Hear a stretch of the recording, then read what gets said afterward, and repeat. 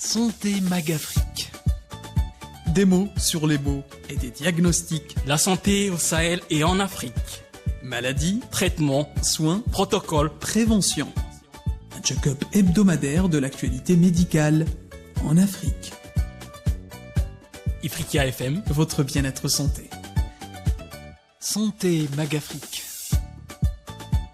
L'Organisation mondiale de la santé a tiré la sonnette d'alarme. La rougeole, l'un des virus les plus contagieux au monde, est en forte recrudescence dans 58 pays, causant des flambées importantes et perturbatrices. Bonjour l'Afrique, bonjour le monde. Aujourd'hui sur Santé Magafrique, nous allons explorer ce sujet. En Afrique comme ailleurs, le recul de la vaccination due à la pandémie de Covid-19 a laissé des millions d'enfants vulnérables. Aujourd'hui, la rougeole tue, rend gravement malade et pourrait devenir incontrôlable si des mesures urgentes ne sont pas prises. Pour en parler, nous recevons comme à l'habitude et comme à l'accoutumée le docteur Ilyes Ahamouk, infectiologue. Bonjour docteur, comment va la santé ? Bonjour Samar, ça va très bien et toi ? Merci docteur, ça va. Docteur Ahamouk, pouvez-vous nous rappeler, avant de développer, ce qu'est la rougeole et pourquoi elle est considérée comme l'un des virus les plus infectieux au monde ? Alors la rougeole, c'est une maladie qui est très connue.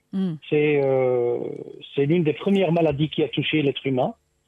C'est une infection virale, donc c'est un virus, c'est une infection éruptive, donc de la peau, qui atteint en général les enfants à partir de 5-6 mois et les jeunes adultes. C'est une maladie qui est strictement humaine. Donc, on peut, en théorie, l'éradiquer. On peut s'en débarrasser, comme on a fait pour la variole. Ça, c'est très encourageant. Mais la seule façon de s'en débarrasser, c'est la vaccination. Il faut que tout le monde soit sérieux en ce qui concerne la vaccination. Il est admis par des études phylogénétiques que le virus de la rougeole correspond à l'adaptation à l'espèce humaine d'un virus bovin, donc le virus de la peste bovine, qui a été éradiqué heureusement, mais ça date du 9e siècle après Jésus-Christ, voire jusqu'au 6e siècle avant Jésus-Christ. Donc c'est une maladie qui est traitée dans l'Antiquité gréco-romaine, dans l'Antiquité chinoise, qui est liée à la sédentarisation de l'être humain, donc domestication de la vache. Et la première description de la rougeole, elle date du 10e siècle par un médecin persan, donc Rhazès en arabe, Rhazès, dans son fameux traité daté de 910. Donc là, on décrit vraiment la rougeole.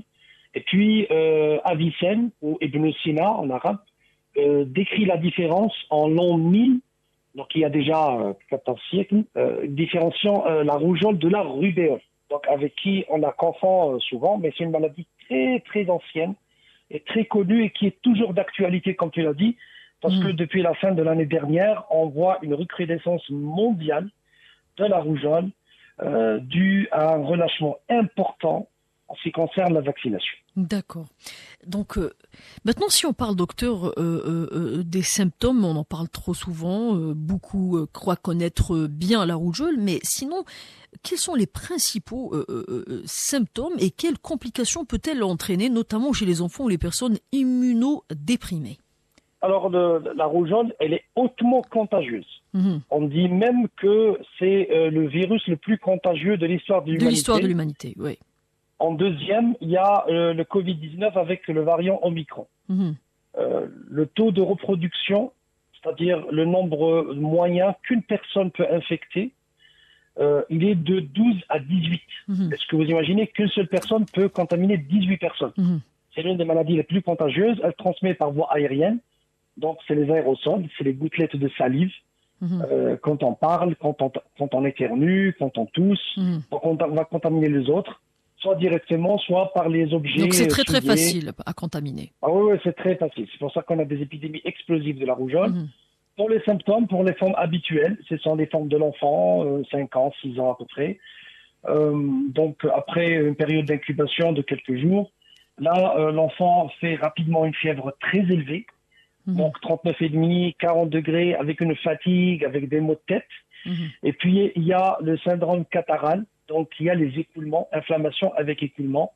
Donc, on a une conjonctivite avec les yeux qui larmoient. On a une rhinite donc un écoulement nasal. D'accord. L'enfant est très irritable, il a une faciès rougeâtre, des yeux gonflés, le nez qui coule, les yeux qui coulent. C'est ce qu'on appelle le faciès pleurard. On dirait qu'il est en train de pleurer, c'est-à-dire c'est comme un enfant qu'on a giflé, qu'il est en train de pleurer, alors que c'est pas alors ça. que non. Alors que non. Chez les petits enfants, on peut avoir des diarrhées, des douleurs abdominales, des vomissements. Même dans les formes les plus graves, on peut avoir un syndrome méningé avec une méningite, avec des convulsions. Et puis, à l'examen clinique, il faudrait qu'il y ait un médecin assez assez expérimenté. Il va chercher ce qu'on appelle le signe du Koplik. Alors, le signe de Koplik, c'est un signe spécifique de la rougeole qui est fugace, qui ne va pas persister. Mais quand on le trouve, on est sûr que c'est une rougeole. Donc, au niveau de la muqueuse buccale, donc l'intérieur de la vers les prémolaires, on va trouver des petites taches rougeâtres sur un fond blanc. C'est ce qu'on appelle le signe de Koplik. Quand on le trouve, c'est sûr, c'est une rougeole. C'est à 100%. Mais il faut que le médecin le connaisse. Voilà. Et on dit que c'est aussi répandu chez les personnes immunodéprimées parce que le système immunitaire est déjà affaibli. Il sera encore plus affaibli par la rougeole. Donc, quand on parle des personnes immunodéprimées par le VIH, un cancer, une greffe ou certains traitements comme la chimiothérapie ou les corticoïdes, donc dans ce cas, on est plus vulnérable, docteur. Ah, bien sûr, on est plus vulnérable. Même les formes seront plus graves. On peut avoir dans les complications, parce que il faut revenir au signe clinique. J'ai oublié de parler de la phase habituelle. La phase qu'on connaît, c'est l'éruption. C'est donc la forme cutanée, c'est l'éruption. C'est pourquoi la rougeole porte son nom, parce que le corps il devient rouge. D'accord. C'est une seule poussée de petits boutons. Oui, on l'a quand même bien expliqué. Oui, ça commence derrière les oreilles. Et ça baisse, ça touche le visage, le cou, les épaules, et puis ça diminue en 3-4 jours. Tout le corps est touché, ce qu'on appelle l'exanthème, ça donne une couleur rougeâtre comme ça, c'est pour ça qu'on appelle ça la rougeole, qui va disparaître progressivement avec des desquamations. Maintenant, pour les formes, les complications respiratoires, c'est les plus fréquentes. Donc, c'est des patients qui vont faire une rougeole, mais avec une atteinte respiratoire, donc une pneumopathie. Il y a des personnes qui font des méningites, des méningoencéphalites dues à la rougeole, des formes digestives, des surinfections, surtout l'otite. Ils font faire une otite, une sinusite, une méningite. Surtout chez les personnes immunodéprimées, ils vont faire des surinfections. C'est-à-dire la rougeole, c'est une maladie virale, mais il y a d'autres bactéries qui vont surinfecter, donc du streptocoque, du staphylocoque, de l'hémophilus, qui vont donner d'autres complications. Et après, docteur, après guérison, est-ce que le virus peut laisser des séquelles, voire à long terme? Oui, malheureusement, ça dépend des complications. Heureusement que dans la majorité des cas, c'est une maladie bénigne qui va guérir, surtout chez l'enfant. L'enfant peut rester fatigué quelques jours ou quelques semaines. Mais parfois, ça se complique. J'ai parlé de complications pulmonaires. Exactement. La personne peut décéder. Il y a des décès dus à la rougeole. C'est pas une maladie aussi simple que ça. C'est-à-dire par suffocation, donc une détresse respiratoire. On est obligé d'intuber. Il y a des patients qui font des méningites, des encéphalites, et parfois avec des complications. Ils vont devenir épileptiques ou vont devenir des problèmes de surdité, des problèmes de vision, parfois même un trouble moteur, donc des troubles neurologiques, des séquelles neurologiques. Il y a même des séquelles qui surviennent des années après, comme la PESS, la ponencéphalite sclérosante subaiguë. C'est pas dû au virus de la rougeole, mais à un mécanisme immunoallergique. C'est comme le rhumatisme articulaire aigu. Ça survient rarement chez des enfants, mais malheureusement, ça aboutit au décès en quelques années avec une dégradation progressive. Ça ressemble un peu aux maladies dégénératives comme la sclérose latérale amyotrophique. Donc, il ne faut pas du tout sous-estimer. Il ne faut pas du tout la prendre à la légère. Surtout chez la femme enceinte. La femme enceinte, ça peut donner des accouchements prématurés, des avortements, des retards de croissance du bébé. Donc, il ne faut pas sous-estimer cette maladie. C'est vrai que dans l'imaginaire public, c'est une maladie bénigne, c'est une maladie de l'enfance, mais il ne faut pas sous-estimer cette maladie. et d'où l'intérêt de la prévention. On va en parler après. On a tendance justement, docteur, à la sous-estimer, à croire que ce n'est pas une maladie mortelle. Alors si on revient un petit peu vers les données récentes sur la mortalité liée justement à la rougeole en Afrique, bien sûr, notre continent, parce que ça cause des cas de taux de mortalité un peu dans le monde. Mais ce qui nous concerne, c'est l'Afrique. Donc en 2024, 17 pays de l'Union africaine ont signalé un total de 30 201 cas de rougeole, soit 1560 confirmés, 28 641 suspects et 768 décès, soit un taux de létalité de 2,54%. Donc il y a aussi la RDC qui a été particulièrement touchée avec 19 414 cas et 638 décès. Donc majoritairement, ça a été concentré en RDC. Maintenant, docteur, pourquoi plutôt cette concentration peut-être en République démocratique du Congo? Qu'est-ce qui est en train de jouer comme facteur provocateur de cette concentration? Vous savez, la recrudescence mondiale, elle est due à un relâchement en matière de vaccination, surtout après la Covid. La Covid, il y a eu malheureusement beaucoup de promotion des anti-vax, même dans des pays développés, comme les États-Unis, comme les pays européens, avec des gens qui étaient contre la vaccination, contre la Covid, puis la vaccination en général. Et malheureusement, on est en train de payer le prix 2 années après, 3 années après. Ça remonte dans des pays développés, dans des pays africains. Pourquoi dans les pays africains aussi? Parce que dans certains pays en voie de développement, il y a eu un détournement des ressources vers la Covid, pour la lutte contre la Covid. Et ça a pénalisé la prise en charge d'autres maladies, comme les cancers ou des maladies infectieuses, comme la rougeole. Donc, il n'y a pas que la République démocratique du Congo. Il y a même le Maroc, en 2024, il y a eu plus de 120 000 cas de rougeole, avec plusieurs décès. Pour vous dire que même dans des pays qui ne sont pas les plus pauvres en Afrique, mais il y a eu une crise en ce qui concerne la rougeole. Cela est dû à un relâchement sur la vaccination et on est en train de rattraper tout ça.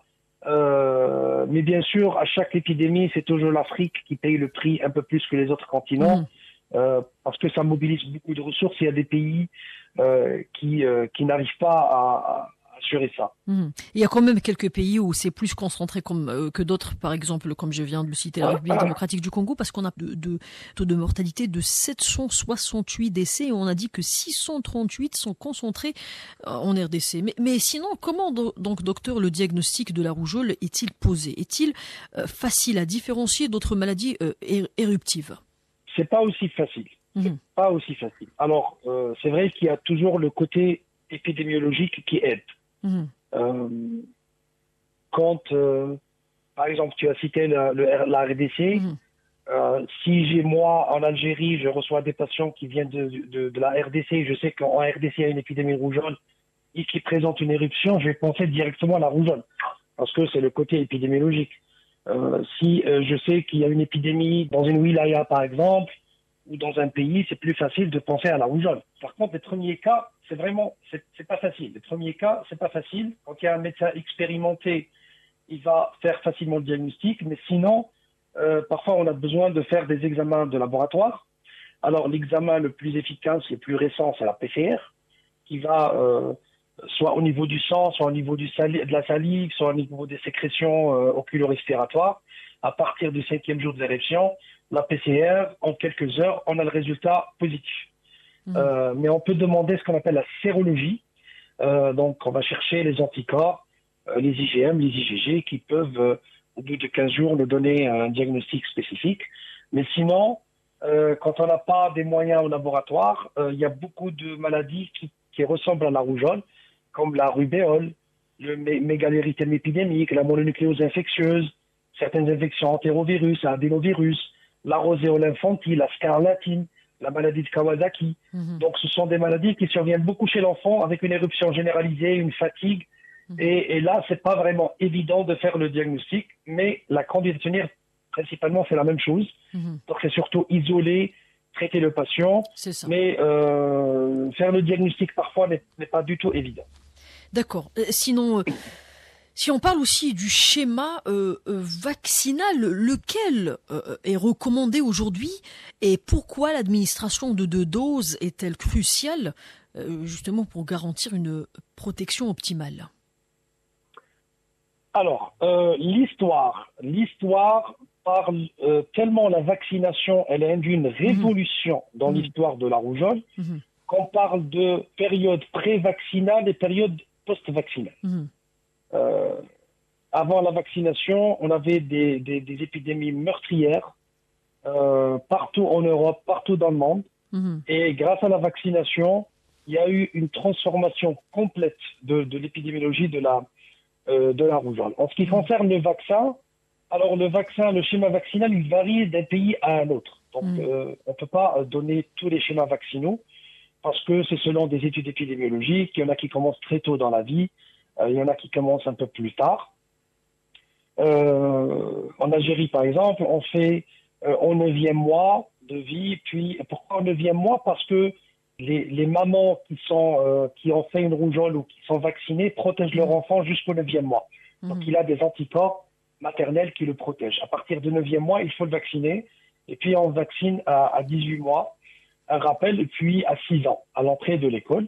Mais les schémas vaccinaux, ils varient d'un pays à l'autre. C'est un vaccin qui a une très bonne efficacité. Et il y a ce qu'on appelle la vaccination post-exposition.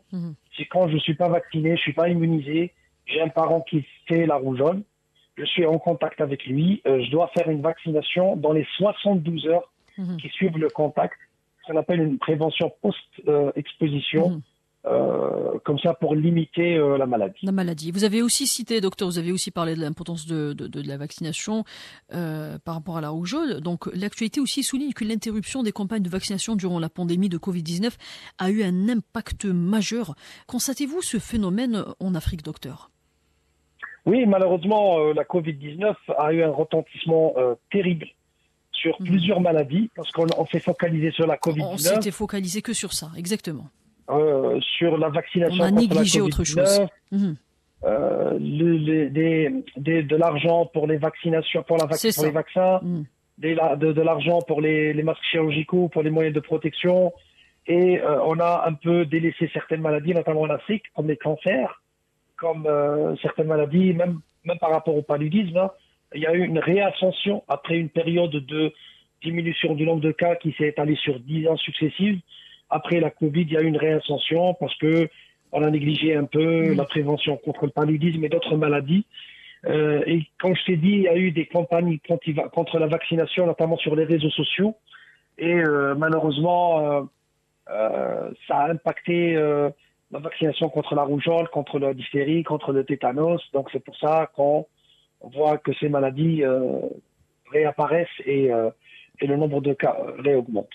D'accord. Donc maintenant, on sort un petit peu des questions médicales et scientifiques. Passons vers des questions un peu sociales, politiques et économiques.